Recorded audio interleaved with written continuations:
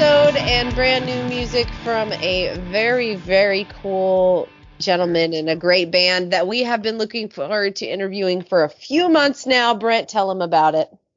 All right. So we have booked Kevin Guile from 2 Tons of Steel, and he's going to be telling us about his music and his process. He's a really great guy. He helps musicians. He writes his own tunes. He just has a bunch of cool stuff going on, and he's in San Antonio, Texas. My stomping grounds, people. Let's welcome Kevin to the show.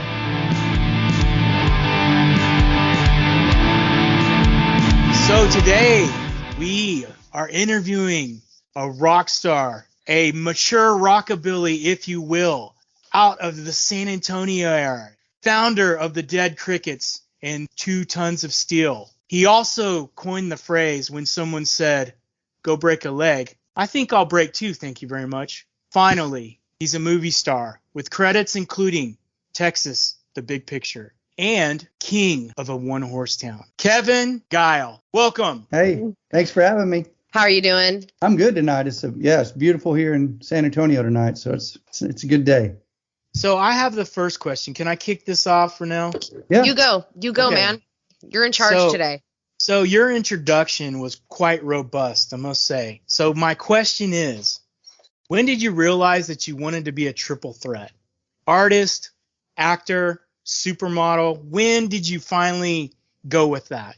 Day one, bro. Day one. Yeah. Before I You said, started "I'm walking, doing it." talking and crawling.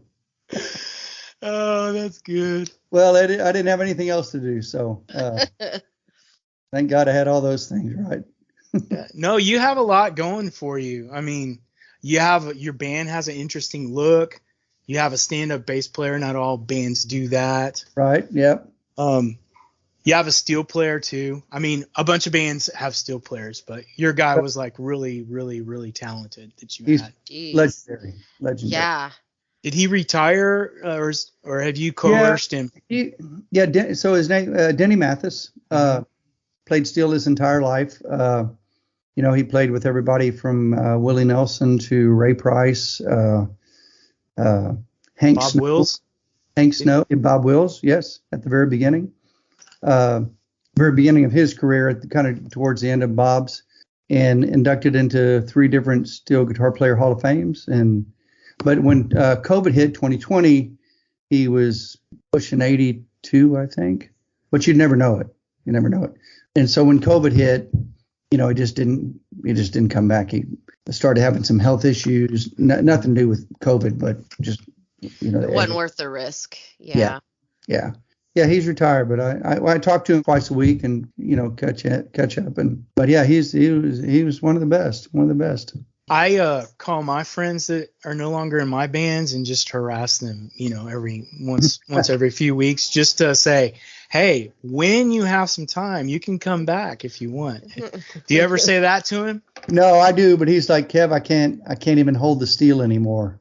Oh. The bar. Yeah. Yeah. I mean, he played, his whole life. One of the first times we played on the Grand Ole Opry in Nashville, I got him out there. So he had never, of all of the stuff that he had done, he'd never was never on the Opry. So we were able to get him on Opry, and we actually played King of One Horse Town. So that was kind of cool. It's cool to be able to do that for some of your bandmates.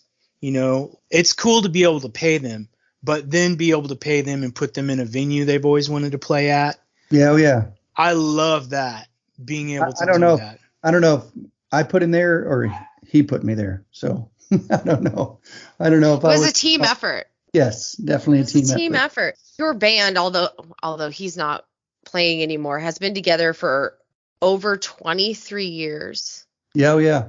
So how do you keep the group? How does the group work together? How do you keep the drama down? How does that work? Because I would think that after that long, you become like siblings almost. And that can be good and bad. How have you been able to keep that going and be successful? Well, with 2 Tons, there's actually been 3 reincarnations of the band, but it's always been the original members leaving and then coming back to play. And but it's usually like a 8 to 10 year run, you know. But I think because the gigs are good, the music's fun to play, you know, we have a nice little following, and it's more about just, you know, playing than trying to be something that you're not. I mean, they're really good players, and so we just kind of do our thing. Yeah, y'all guys have a big following. I mean, I saw some pictures, not the nudes, but the pictures of you in venues and stuff with crowds and stuff. Wait, did they take those down? No, they're still up. I was going to tell you I enjoyed them. I was really worried, but this interview is going to be fine. So what? So that damn YouTube, man. You know what? Yes. You're still limber though. That's all I'll say. Well, yeah, but there was a lot of Photoshop. There was a lot of time involved in those pictures.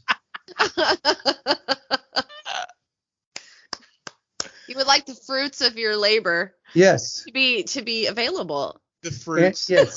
No The pun fruits. intended. Exactly. And seen, you know. Yeah, I mean, they're there. Yeah, I mean, Tommy Lee's a follower. I mean, going from there. He's jealous. That's where he got the idea. Buy an inch or two. Oh. Shit. Man. Oh, he's dude, funny. I've listened to your music and I've watched you over the, you know, not scary watch you, but you know, followed. Liar. Stalker. Kind of followed y'all. Are you in front of my house right now? No. Pay no attention to the call that's coming from inside the house. Yeah, I've just been impressed with, because your music is witty too. It's very witty, so I can't wait to get into the songs you sent us. I don't Renell is kind of the boss, so I don't know if we're gonna play them all or not, but Oh, we're playing them all. okay, cool. Come on, please. You're so witty in your lyrics, especially the songs that don't make me want to shoot myself. You're so witty, and I love that about you. Well, thank you. Yeah, I mean, yeah, we got some serious stuff, but it's more fun to, those come naturally. So what is the songwriting process for you like? Like what is the method that works the best for you? I usually kind of get on a run and you know, for a few weeks and write a bunch. I mean, the song "Gone," one of the ones that I sent you. Yeah, I wrote that in HEB when I was shopping. It was in my head, and I'm totally serious. So, you know, shit like that. And for the listeners outside of the Texas area, that's like Kroger or Safeway. Yeah. No, it's better. It's better. It is better. Best ranch dressing I've ever had. Swear to God. Yes. She's in Kentucky, so that's why she's saying that. Oh, nice. Well, you know what? Just real quick, you can edit this out, but my grandpa was president of the L&N Railroads. And really? Yep, Louisville, Nashville. Yes. No and way. There is a street in Louisville called Phil Guile Avenue after my grandpa. He started working in the railroad business when he was 13 because my great grandfather was actually killed by a train, and they were, you know, dirt poor. And he started selling newspapers and worked his way up and became president of L&N. Actually, one of the trains, and I remember this as a young kid because it was so cool, like the presidential car at the end. Mm-hmm. But the train had a G on the front for Guile. So, yeah, that's cool. That's sweet. That's my. So the Giles family line is pretty badass then. Y'all have a bunch of things going on, like significant then. Would you say that? Yeah, but, you know, like any family, you got to, you know. You got some winners and some losers. You got your runs. Yes, you just want to focus on the good. Yeah, there you go. It's impressive, though. I mean, because you're really talented. Your grandpa did something great. You know, that's pretty impressive. And what he did was to move up that far is amazing. Jeez, that's crazy. Yeah, it's crazy, isn't it? So I guess let's just launch into that song then. Let's talk about Gone. So you said you wrote it in the HEB, which I'm just jealous of you people who can write like that. Like I kind of hate you. So well, it's what inspired you at the HEB to write Gone? What was? You know, a buddy of mine was diagnosed with cancer. His name was Gerald, and he passed away. One of those things is like, I can't, this is crazy. And so, yeah, so the song just kind of, it was just a way to get kind of feelings out, I guess, kind of nerdy way to say it. But when Gone came out, somehow it got online, and it ended up kind of being like a suicide. I had some people that had their children commit suicide and contacted me about the song and how much they connected to it. And I never thought of anything like that. I just, just kind of wrote a song, and it just kind of worked out that way. Yeah, you never know. That's a good story.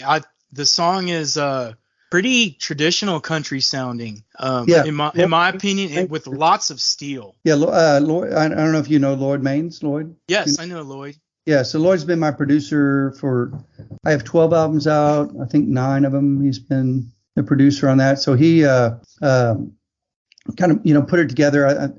I don't think we'd ever really played it live. I think it was just kind of a song, and when we got in the studio, put it together. And yeah, I was real happy with it. Actually the album Gone is really the only one of all of them that I can listen to the whole way and say, you know what, that's pretty good. I like that one. I don't know what that means, but my favorite lyrics in that song is when you said it wasn't supposed to end like this. It was such a cold last kiss. Beat me to it. Yeah. I when I heard that, I was like, oh my gosh, that's poetry. NHEB. That's a great song though, and very sad. At first, you're not sure exactly what you're talking about, but as you get further in, it gets very clear what you're talking about. Just kind of at the beginning, you're kind of like, oh, there's a story here. Let's dig a little deeper. When we were working on it, I was talking with Lloyd, and I was like, what else do we need to do? He's like, Kevin, these lyrics are so deep, you don't need to do anything, bro. So that's how it turned out. Yeah. So thank you for even noticing.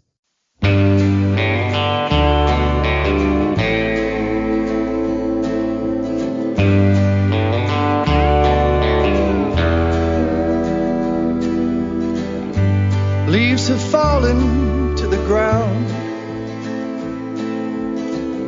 There's nothing left here in this town. The choir sang for you last spring. Could you hear the church bells ring? My body's numb from the pain. It hurts so bad when we drove away. The flowers so beautiful above you. Someone tell me what I'm supposed to do. I'll sing a song, sweet love of mine. I'll see you when it's my time. Say a prayer for me and save the place for me. I miss your touch, your true love waves. I think about you every day. It's hard to carry on. For you I will be strong. Now you're gone.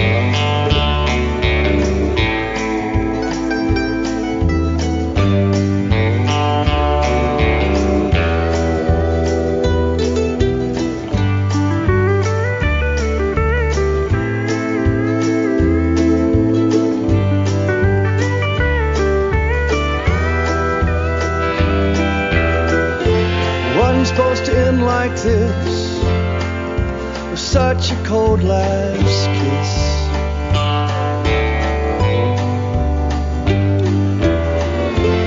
What about the plans we made? Don't leave me like this.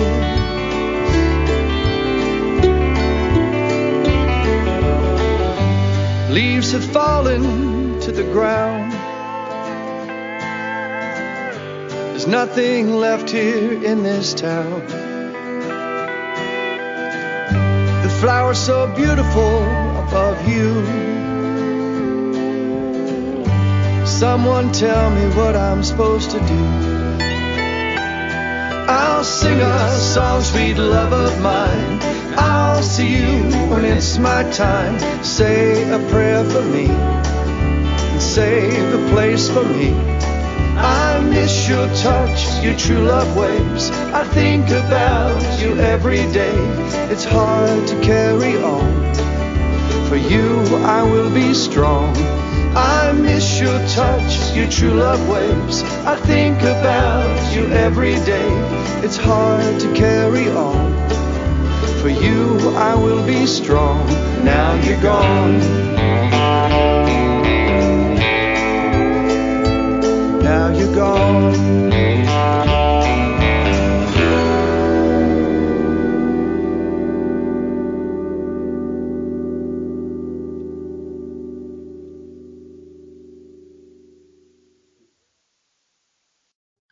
So we talked, you said since the early 90s. I want to bring up something from the early 90s. Y'all were on Billboard magazine in 96. Yes. What was that like? Because that's, in the 90s, Billboard magazine was it. Dude, yeah. Yeah, it was the epitome. It was that a Rolling Stone. Like, Yeah. how did that Playboy was happen? pretty significant. Shut up, Brent. So, Well, you know, they weren't doing the guy thing yet, so it's well, those pictures So- hadn't come out yet. So, Yeah. yeah, there were no nudes. You and Tommy could have worked out It's- something together. digital photography wasn't around back then, so Oh my God, you're so funny. So I can't even go from there. How did that happen, and what did it feel like? Was it crazy? friend of ours was a writer for Billboard, and they did a thing called the Continental Divide, and Mhm. we were, you know, the band, the Dead Crickets at the time, was, you know, doing new stuff that San Antonio had never heard of before, which was, you know, rockabilly, and which was crazy. But we got lucky enough, and he had a chance to write about us, and so the Continental Divide's in the magazine, but on the cover, you know, there's this headline, you know, Dead Crickets draw huge crowds in Texas or something like that. Actually, my dad had it framed. It's hanging on. Aw. That's awesome. So- you know what's funny? There are a lot of dead crickets in the fall. Yes.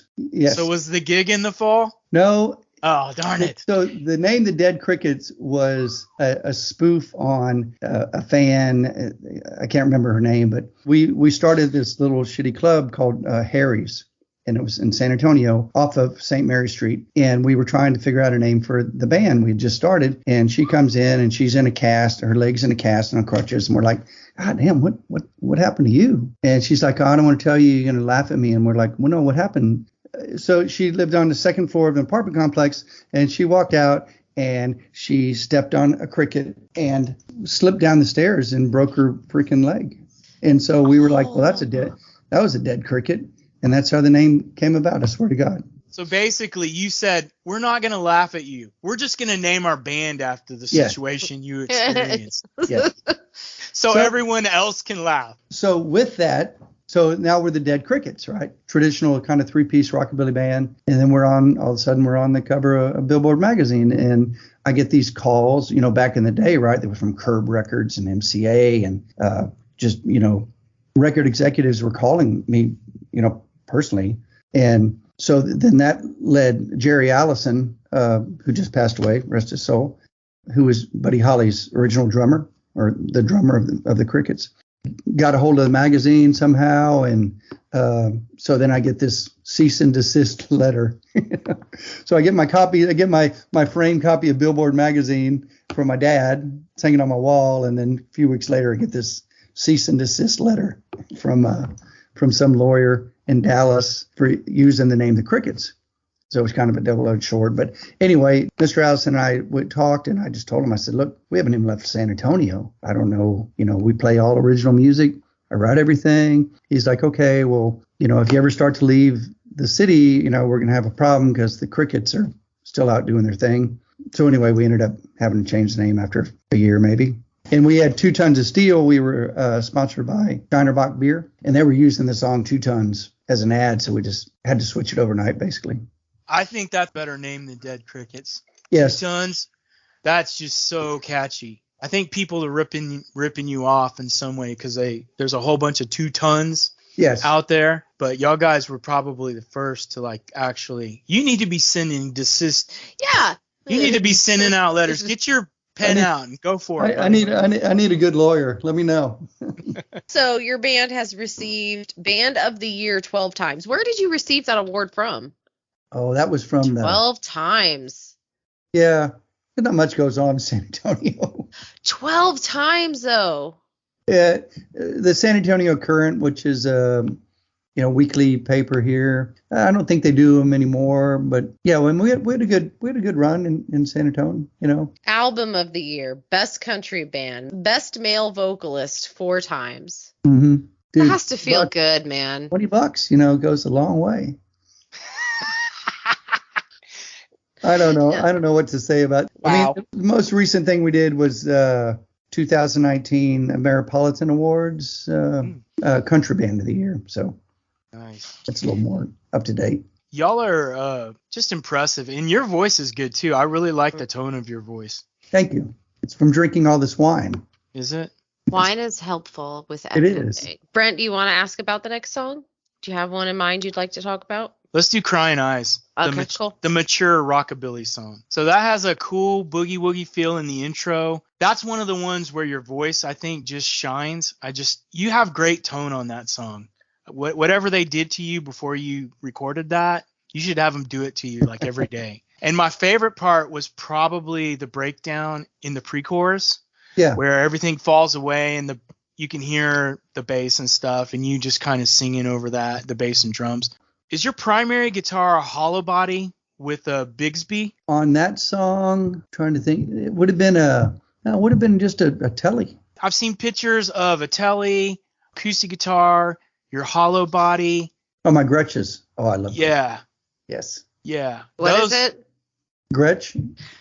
I've got a. I interviewed another rockabilly band early on, and Jane Rose and the Dead Ends, and she's like one of their spokespeople for those guitars. They're beautiful. Yeah. They sound so good. No, they're yeah. I'm lucky enough. I have a white and a black Falcon, so that's kind of my yin and yang. We're jealous, you bastard. Yes. But yeah, I think that was done with tremolo and yeah. And then I would have been playing acoustic on the recording. Yeah. And then Denny Mathis on steel. That song also sounded like it had 2 guitarists. It had a guitarist in the solo part and then the guitarist in the end. Was that 2 guitarists or 1 guitarist? No, that would have been one. Yeah, Dennis. Because it seemed like to me his style slightly changed and the tone was definitely different. So I was like, oh, maybe he used 2 guitarists on that one. Yeah, no, we've always been a one guitar, steel guitar player, kind of band. I've never been able to do the 2 guitars together or leads. It's just we tried it a couple times. It just didn't work out very well. My favorite lyric from that song is, I never heard the door slam and I never saw you pack. I never saw love leaving. Then you hit me from behind. Yeah. I love that. That's a great lyric. Good job. See, you're so witty. That's witty stuff. One of the lines I say every night when we're at shows is like, we're 2 tons of steel. We don't write songs. We live them. I actually wrote that song. I was in need of a song. I really was, because I get writer's block. More than I write songs, I get writer's block. I'm just like, and I'll write stuff, and it's like, that's not good enough. That's stupid. I don't want to do that. I don't want to do that kind of stuff. And I remember for Crying Eyes, I was walking around in the house with my acoustic, and I remember just kind of saying, you know what? Fuck this shit. I'm just going to do something, and that's how that song came up. Just made it. Yeah, couple minute kind of deal. Man, I wish I could say fuck this shit and then write a badass song. Right. I wish that was how I always beat my writer's block. It's a good story, though. I was walking around my house with my guitar and no pants on, and then I just wrote this. I said, fuck it, and I wrote the song. Wait, was that you outside my house that night? Son of a bitch. It was me and a few friends. I said, you have to see this guy. He's like writing in his underwear.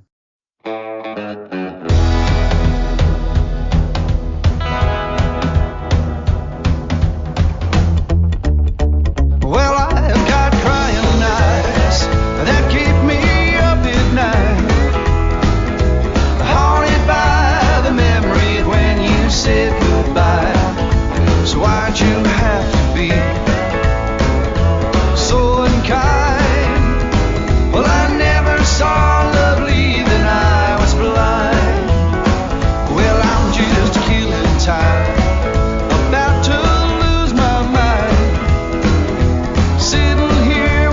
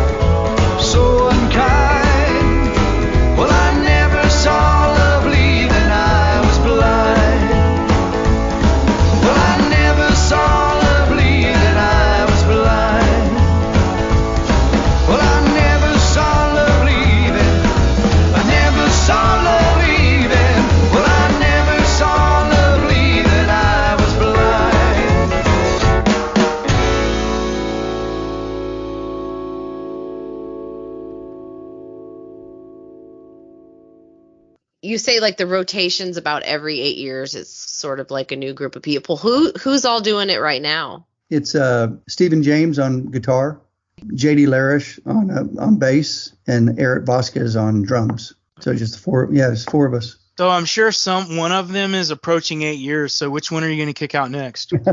This lineup's actually new guys. Oh, all of them. So they got a while. We've been working on new material, and it's always fun. It's awesome to have a band for so long, but it's almost like, the first date kind of thing. You have a new band. You're nervous as hell doing shows in front of, people that are like, who are these guys kind of thing. And then they kick ass, and it's just like, yeah, well, these are my new guys right here. These guys are. So let's jump into Sweet White. Wait, okay. Sweet White Van. It's an anthem. Good. We got a T-shirt too. It says Sweet White Van on it. Hey, you want to send one of those to me or drop it off, while you're outside my house? I will take it. You mean when you're outside my house?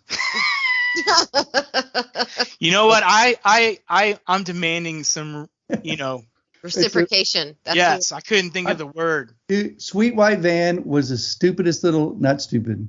It's a brilliantly written song. So the stupidest little song. And you know what? I was on the way to Green Hall to do a 2-Ton Tuesday, and in our van, it was a 2005. I'll give you the spiel. It's a 2005 Chevy 3500 HD, 15 passenger, 348,147 miles on it. Wow. 17 times around the world. So that was our Sweet White Van. And some, big name, whoever, yada, yada, passed me going the other direction in a big tour bus with a trailer. And I started just like the same thing with Crying Out. I'm like, you know what? Fuck this shit. Fuck it. I'm taking off my pants and writing another song. So I just started, and I've got it on a digital recorder because I carry one with me whenever I'm traveling. Because anyway, and it has all these crazy different lines. Now that the song was written and recorded, I go back and I listen to them like, oh dang, yeah, this went totally different direction. Do you still have those recordings? That would be so cool to hear. I do. Like the evolution of that song. That would be so cool for people to hear, because no one ever gets to hear that stuff. Yeah, I do. It kind of started out with we're just the opener, meet us after the show behind the bus and the Sweet White Van kind of thing. It was just a kind of a deal like that. That's where it started from, and then we recorded it, and I was like, oh man, I don't know if I want to put this on the album, and now it's one that we don't play it every night. People are like, what? Sweet White Van, Sweet White Van. That song is kind of cool because it sounds country, and then after you get out of the first section, it kind of has a ZZ Top feel to it, like a blues. I felt like that was 100% rockabilly from the first to the last note. It's a pretty rock. So it is a jam. I didn't hear the ZZ Top thing you're talking about though. Yeah, I think it was the tone of the guitar, the tone of it. So my question is, you retired the original Sweet White Van. Yes. So have you mustered the courage to purchase another Sweet White Van? There's only one Sweet White Van. Yes. Actually, we're lucky enough we have an endorsement sponsorship from Alamo Beer, which is from here in San Antonio, and a great independent brewery. And that's a real beer?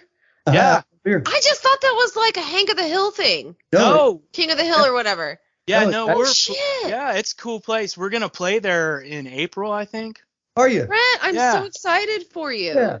So they're our sponsor, and our van is wrapped, and it's got 2 tons of steel and Alamo Beer on it. But so Eugene, the guy that owns Alamo, or the principal owner now, it's become so big, contacted me and said, hey, we're kind of throwing this around. We're looking, to try to get our name out there more, because we were with Lone Star Beer for many years, 5-6 years. We did some really, really catchy little songs, jingle things. They were really good. They were really good. And sold a lot of beer. And so Eugene contacted me and said, hey, still with Lone Star? I'm like, no, we're not. We haven't been with them for years. He's like, I want to get together with you. I want to offer you this deal. So part of the deal was The van had 348,000 miles on it. Didn't have much paint left on it at all. Part of the deal was, hey, if you help us get a new van, you can wrap it, and it'll be on the highway. It'll be on festivals. It'll be in front of, venues like Green Hall. Smart. So he's like, done deal. But he said that they needed a van. So I said, well, I'll sell you this van for next to nothing, and you guys keep it. So they had the sweet white van at Alamo delivering beer for probably 3 or 4 years after that. And they finally sold it to somebody. I think he said they sold it to a church. And I was like, Eugene, sweet white van to a church? You know it's going to explode, right? It's going to catch on fire.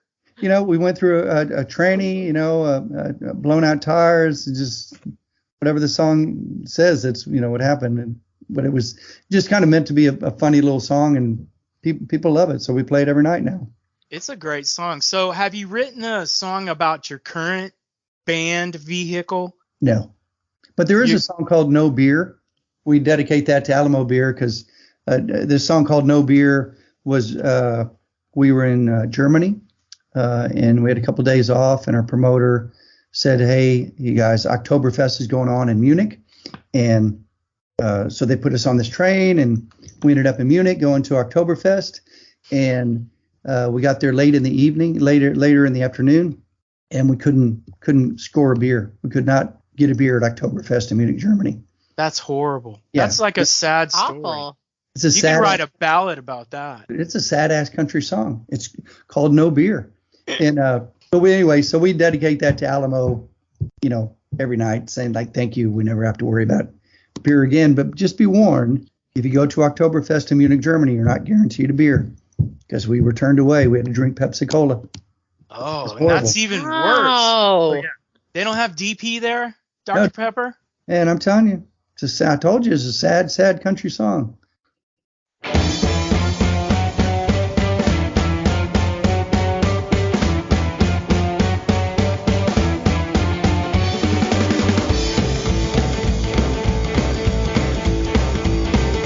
Worn out trannies, blown out tires, and it keeps me rolling my laughter, my sweet white van.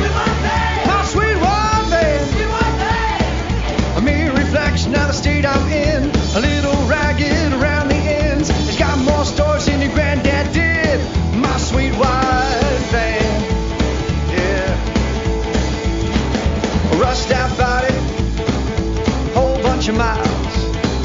But everybody waves when we drive by my sweet white van. My sweet white van. It's got more issues than an ex-girlfriend. Been more places than you've ever been. Hauling around this 4-piece band and that sweet white van.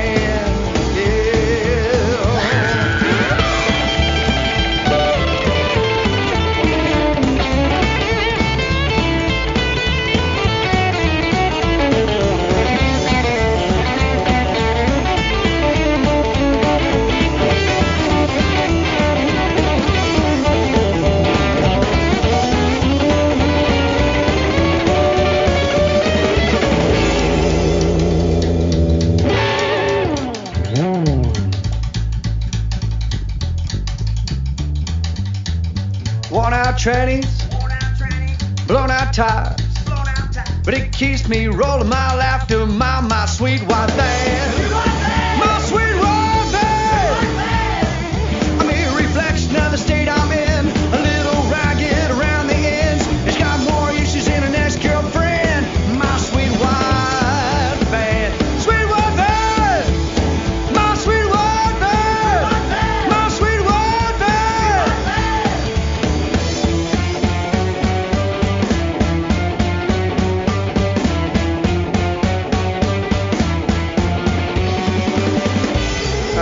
I gotta go, guys. We're late for a show, man.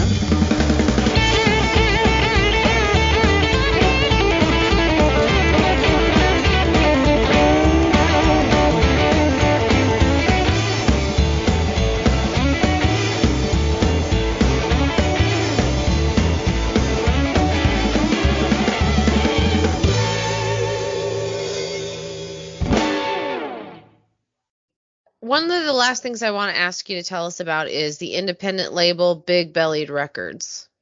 Big Bellied Records is basically our own label, 2 Tons label, and I just kind of came up with the name, and so whenever we put out something now, it's under Big Bellied, just because our old label, Polidoro Records, is no longer around or do anything, and it's just a lot easier just to put stuff out on your own. Mm-hmm. We've got a couple of new singles that we're working on and going to go into the studio, and so our thought process now is not to put out another album of 10 or 12 songs, but to do a single and a video every 3 months. It's kind of where we're at. Do you find that having your own independent label is giving you some freedom and a little bit more control than it was when you were on someone else's label? Yeah. Oh, yeah. Well, unfortunately, you can do whatever you want, whether it's good or bad. Instead of having, somebody saying, hey, this isn't where things are going right now. Let's, kind of rework this a little bit. But at this point, it's just fun to do. It's just fun to do. And right when we feel that we got a groove, we'll go in and knock out a single. A lot easier to do than, spending 2 weeks in a studio and recording. And you can go in one day, record and mix another day, and you're done. Because you were on the other record label, have you been able to get your publishing back and all that stuff, or are you going to have to re-record it to get your publishing? No, Polidoro, Chris Thomas, who is the owner of that, was a great guy, and there was never an issue of that kind of stuff. Yeah, I think that if we would have scored a deal with like Curb or somebody like that when the Billboard magazine thing came out, that probably would have been the end of it. I've known a lot of my friends, great musicians, picked up record deals and got shelved, and you can't recover by the years that go by and the financial stress. I mean, you're kind of, you can't get back to the same place. So I think, doing your own thing these days is really the way to go, because unless you've got a huge record label behind you, there's no other way to do it. You got to do it yourself. Yeah.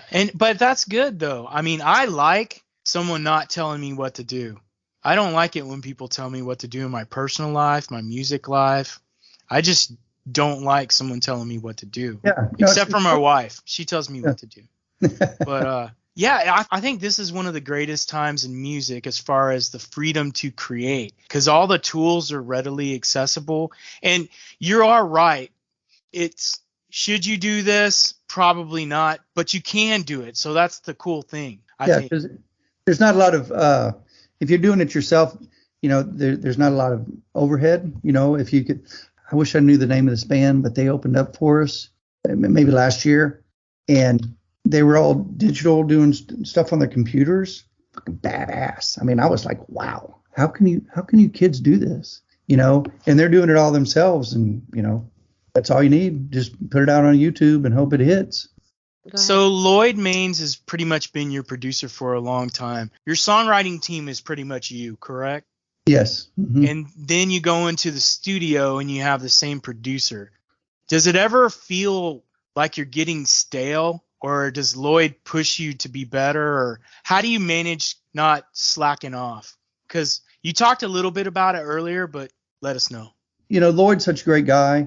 There's been albums that it's been like, look, Lloyd, this needs to be radio friendly, basically, which means layers and layers and, retracking stuff and making sure that it's spot on perfect, versus, like Gone wasn't really written to be like a radio album.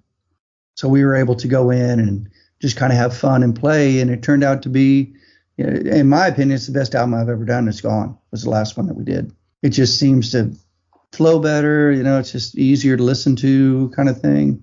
But I think that there's a line, if it's going to be radio, it's got to sound like radio quality stuff, versus then going into doing it on your laptop and just having fun, and then people connecting with it and saying, hey, you know what? I like this. What is this? Who is this? I've never heard them before, kind of thing. So my final, Brent, did you have any more questions before I? I probably do, but he lives like next door, so maybe. Yeah, you guys can hang out. I'll just hang outside his window. He'll be playing without his pants on, and you can be, outside being like, the hook should be this. Yeah. That's funny. What advice would you give a young singer-songwriter right now? Just do what you do, and be passionate about it, and be kind and to anybody that you can, and try to grow an audience. And if it happens, it's going to happen.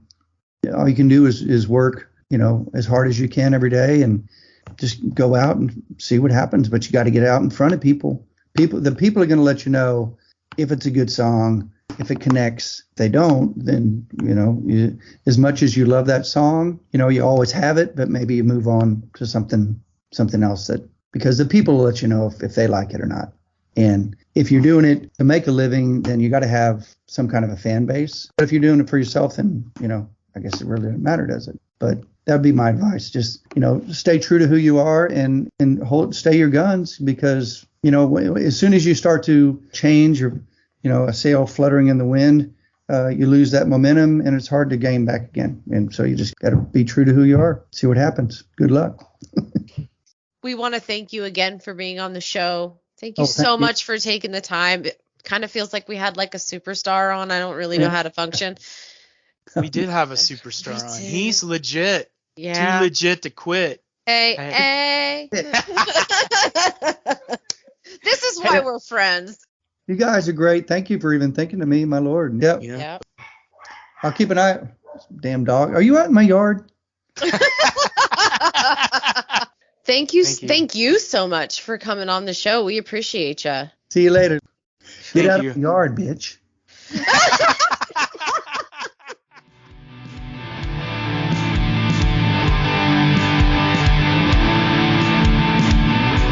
Hey, thanks for joining us today. Kevin kicked ass. Now I'm going to go stand outside his house, look through his windows. We want to thank you guys again for joining us. Please make sure you like, follow, subscribe, download, and share the episodes. We are everywhere except SoundCloud, because I'm trying to figure out how to use SoundCloud without paying for it right now, but we've got a few up there still, so we're everywhere.